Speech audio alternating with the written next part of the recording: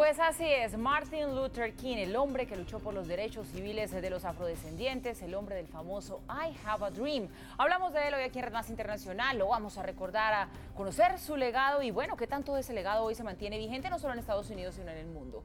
Saludamos a nuestro invitado Gabriel Clavijo, internacionalista, quien nos va a acompañar en esta charla. Gabriel, qué bueno verlo otra vez y bienvenido. Bueno, muchísimas gracias. Bueno, creo que para poder conducir bien esta conversación acerca de un hombre que aportó tanto a la humanidad, pues es interesante empezar como de atrás para adelante. ¿Qué pasaba en el Estados Unidos de la década de los 50 en lo que tiene que ver con el racismo, con los derechos civiles? Realmente Estados Unidos era la continuación de una política desde su independencia, donde si bien triunfó el norte en la Guerra de Secesión, conservó unos imaginarios racistas y segregacionistas a su población negra. Entonces, definitivamente había una política de segregación racial efectiva, con unas leyes que permitían la segregación tanto en el ámbito legal, en el ámbito laboral, en el ámbito educativo, en el ámbito de espacios culturales y sociales, y efectivamente, pues, la población negra nunca existió de facto en Estados Unidos y nunca fue tomada en cuenta. Además, hubo muchísimas prácticas de violencia, habían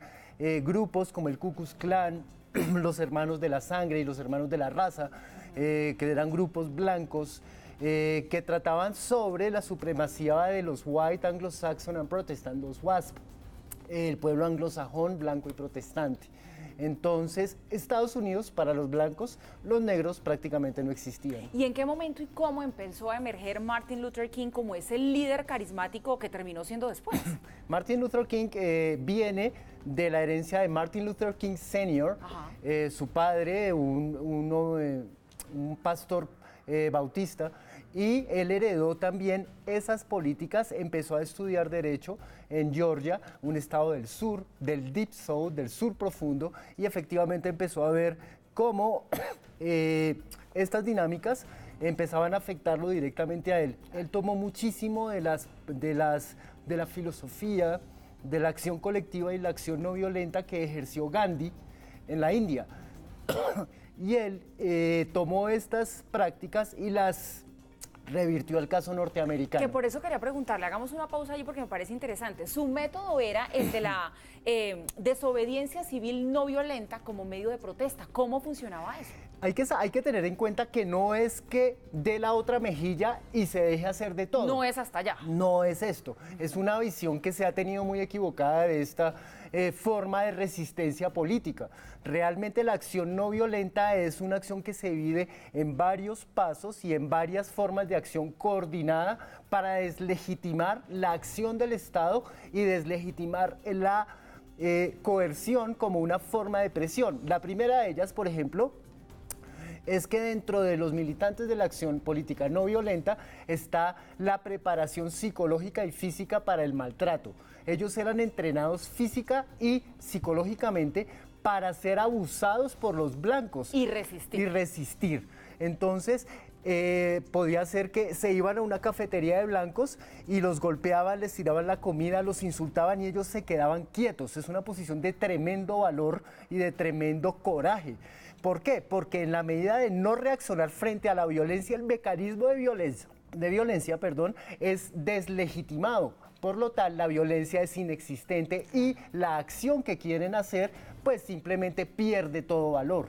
Entonces es una acción muy inteligente para destruir los argumentos de la población blanca. Otro, por ejemplo, es la acción coordinada para crear asociaciones civiles paralelas al Estado opresor que cumplan las funciones de ese Estado. Por ejemplo, escuelas para negros que no estaban dentro del sistema educativo norteamericano, sistemas de transporte público que no estaban bajo la supervisión de las alcaldías de las ciudades.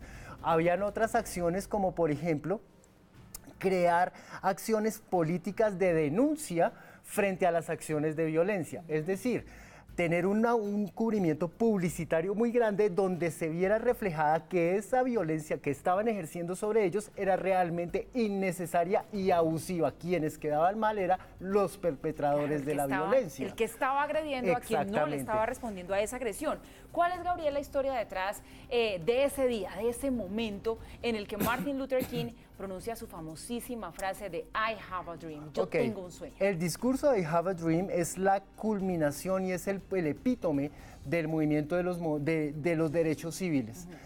Los derechos civiles son un conjunto de acciones coordinadas basados en la cultura de la no violencia y la acción colectiva no violenta para deslegitimar y desengranar la acción violenta del Estado norteamericano. Empezó en el año 55 con el boicot a los buses de Montgomery, en Georgia, con la famosísima y muy célebre Rosa Parks, que fue esta mujer afrodescendiente que al estar sentada en un bus de población blanca no se quiso parar para ceder el puesto a un ciudadano blanco, fue golpeada, humillada, metida en la cárcel, pero jamás dio su brazo a torcer. Esta mujer, Rosa Parks, es la madre del movimiento de derechos civiles con otros, Talcott Daugherty, por ejemplo, otros participantes. Ahora, esta serie de acciones, incluyendo el boicot dentro de la no violencia, los boicots, o sea,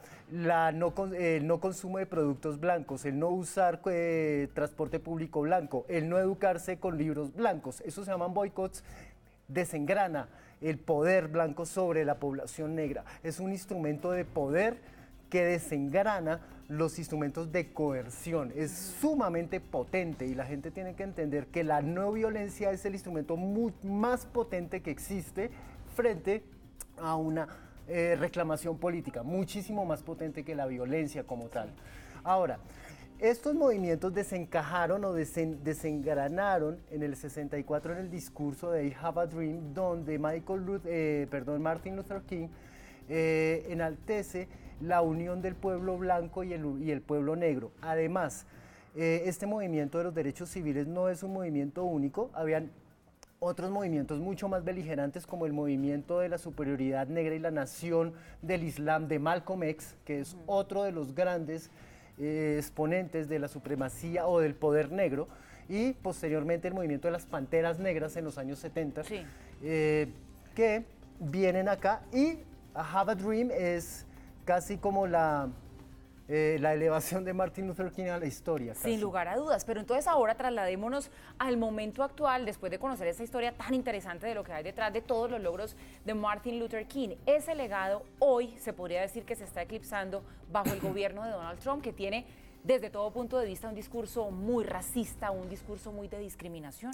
Efectivamente, el movimiento de los derechos civiles es enfocado únicamente a la población negra que ya tiene sus derechos garantizados, pero hay nuevos focos o nuevas formas de discriminación, los latinos, los nuevos inmigrantes, que están viendo desnaturalizado estas victorias democráticas que tuvo la historia del pueblo norteamericano.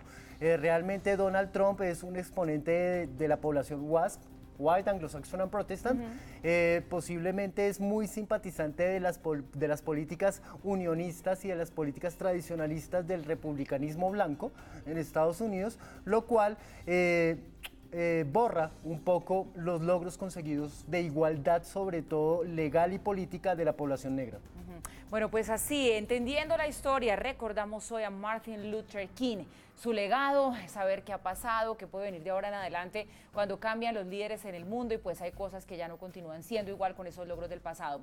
Gabriel Clavijo, internacionalista, gracias por esta buena charla hoy con nosotros aquí en Red Más Internacional. Muchísimas gracias por la invitación, Paula.